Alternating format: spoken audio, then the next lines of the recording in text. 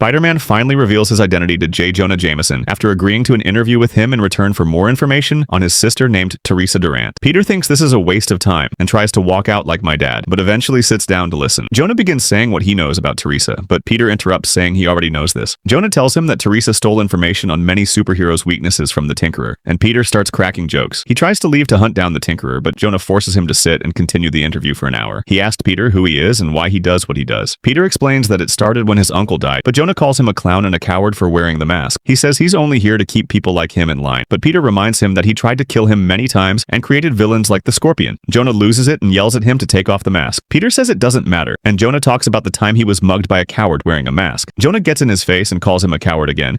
So Peter walks away since the conversation is going nowhere. Jonah mocks him and tells him to keep running from his responsibilities. Hearing this, Spidey explodes into laughter while Jonah crashes out and almost attacks him. He ends up breaking down, saying he has nothing left after losing his wife Marla twice. Peter tries to comfort him, but Jonah tells him to get out, so he starts taking off his mask, revealing his identity as Peter Parker, telling him he isn't alone. Jonah is in shock and thinks it's all a joke, but Peter starts explaining everything, but stops when he realizes Jonah shared their location, so he quickly leaves while the FBI storm in to arrest him. He rushes home unaware that the FBI is already there ready to bust him.